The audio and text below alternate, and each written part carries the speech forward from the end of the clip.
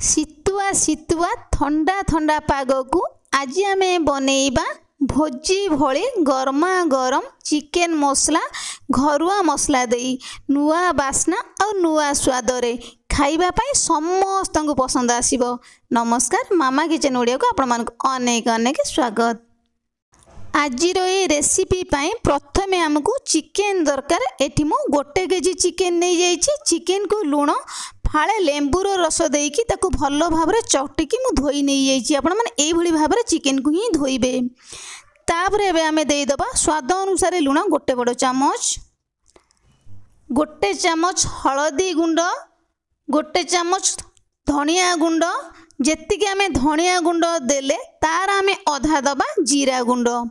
जीरा गुंड बिल्कुल भी अधिका देबेनी। तापर एबे आमे देई दबा फ्रेश दही 4 बड़ चामच, 4 रु 5 बड़ चामच अदा रसुण पेस्ट को आमे देई दबा। अल्प किछि रसुण आमे देई दबा। एमिति रसुण देकी बनैले चिकेन मसलाटी खाइबा पई भारी स्वादिया लागिबो। एबे आमे देई दबा 4 बड़ चामच सोरिष तेल। याको आमे हाथ रे भल भाबरे गोळे नै जिबा। सबु मसला मसली हमर चिकेन सहित गोळे हेइ जिवो। 10 रु 15 मिनिट आमे ताकू छाडी दबा। तो सेई टाइम भीतर एठी मु कड़ाई की गरम करने जाइथिली। एबे आमे देई दबा 2 बड़ चामच तेल। खाली पियाजटा हमर ए तेल रे भल भाबरे भाजी हबो। तो सेथि पई आमे अल्प तेल दबा, कारण आमे 4 बड़ चामच तेल चिकेन ले भल भाबरे गोळैचंती। एबे आमे देई दबा आधा छोटो चामच जीरा, छोटिया खंडे दालचीन, 2टी ग्रीन गुजराती, 8 रु 10टी गोलमरीच, 7 रु 8टी लवंग, गोटिए स्टार फूल, गोटिए तेजपत्र। याको आमे किछि समय भल भाबरे टिके भाजी नै जिबा। गरम मसला हमर भाजी हे गेला परे बढ़िया गोटे फ्लेवर आसबो ए गरम मसला रे हमर। तापर एबे आमे देई दबा पियाज। 5टी बड़ साइज रो पियाज को एई भली भाबरे काटी नै जाइथिली। तो आपण मानकु जेमिति पियाज कटा पसंद से भली भाबरे काटी के देई परिबे। याको आमे किछि समय भाजी नै जिबा, पियाज रो कंचा स्मेल पळेई जिवो। तो एइठी एबे आमे देई दबा गोटे टमाटो कटा। अधिक टमाटो आमे दबानी। अधिक टमाटो देला माने कोन हबो ना चिकेन तरकारी हमर खटा होई जिवो, कारण आमे दही गोळे की ही रखिचंती भलो फ्लेवर पई। एठी आमे खाली टमाटो देले।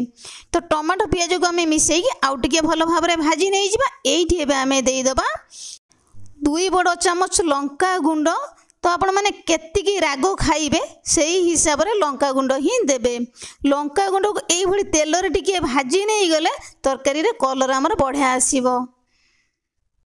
एबे आमे देई दबा गोळेई की रखिथिबा चिकेन को। गैस रो फ्लेम को हाई मीडियम रखी की ए चिकेन को आमे किछि समय कसी नै जिबा। एमितरे भी चिकेन तरकारी हेउ बा चिकेन कषा हेउ समस्त को प्राय जणा, किंतु बनेबा प्रोसेस समस्त अलग अलग। एमिति बनेले जल्दी बनिबो, खाइबा पई मध्ये भारी स्वादिया लागिबो। एबे हमर ए चिकेन टी भलो भाबरे कसी हेई गलानी। गैस रो फ्लेम को मीडियम रखी की आमे याको किछि समय घोड़ेई नै जिबा 3 रु 4 मिनिट पर्यंत।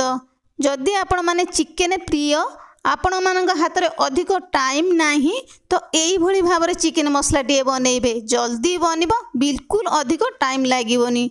तो एइठी एबे आमे घोड़ोनी की बाहर कोन नै जिबा। याको आमे लेउटेई की आउ किछि समय कसी नै जिबा। एका सहित आमर सबु मसला मसली भल भाबरे कसी हेई जिवो। चिकेन आमर भल भाबरे मथे सिझी जिवो। एई भली भाबरे जदि घरुआ मसला देई चिकेन मसला टी बनेइबे ना, खाइबा पई एते स्वादिया लागिबो जे तो आपण माने बारंबार बनेबा पई इच्छा करिवे। तो एबे आमे कोन करबा ना आउ किछि समय घोड़ेई नै जिबा 3 रु 4 मिनिट पर्यंत। एमिति आमे मसला को जेतिकी भल भाबरे कसीबा तरकारी रे फ्लेवरटा सेतिकी ही आसीबो। तो एबे आमे घोड़ोनी की बाहर कर नै जिबा। तरकारी टी केते सुंदर बास्ना आसुची, कलर मध्ये से भली भाबरे देखा जाउची। बिल्कुल आमे पानी देई नांदी। जेतिकी पानी हमर बाहरिला चिकेन टा भल भाबरे सिझिला पर ही एतिकी पानी हमर बाहरिला। तो आको आमे आउ टिके भल भाबरे कसी नै जिबा। अति सहज रे साधारण भाव घरोई मसला जदि आम यही भाव चिकेन मसला टे बनइबा ना खाइबा पई एते टेस्टी लागिबो जे छुआ माने भोजी खाइबा मध्य भूली जिवे। एबे आमे याकू आउ किछि समय फुटिबा पई दबा। एइठी एबे आमे देई दबा गोटे बड़ चामच गरम मसला। एमितिरे भी गरम मसला को कषिकी आमे तरकारी टिकु बनै थांदी, किंतु बिल्कुल आमे गरम मसला को कषिबानी। तो एई भली भाबरे गरम मसला को देकी गोटे थर तरकारी जदि आपण माने बनेइबे खाइबा पई एते टेस्टी लागिबो मु कहिले किछि नै। तो आपण माने गोटे थर बनेला परे ही जानि परिबे। एइठी आमे भलो भाबरे टिके गरम मसला सहित ए चिकन मसला को आमे गोळेई नै जिबा। आउ एथिरे आमे कोनोसी मसला दबानी। एबे हमर रेडी हो जाइछि शीतुआ शीतुआ ठंडा पाग को गरमा गरम भारी सुआदिया भोजी भोली चिकन मसला। अति सहजरे देखिबा पई जेतिकी सुंदर देखा जाउछि ना, खाइबा पई मध्य सेतिकी सुआदिया लागिबो। तेबे मोर प्रिय दर्शक बंधु वीडियोटी की स्किप न करी फुल वॉच करिवे, फुल प्रोसेस रे बनेइबे, खाइबे और समस्त को खुआइबे। आशा करी आजिर रेसिपीटी आपण मानकु पसंद आसीबो। जदि पसंद आसीबो चैनल को लाइक शेयर और सब्सक्राइब करिबा पई बिल्कुल भूलिबेनी। तेबे रहिबे नमस्कार। पुणी आमे देखाबा नुआ रेसिपी सहित नुआ गोटे सुंदर वीडियो रे।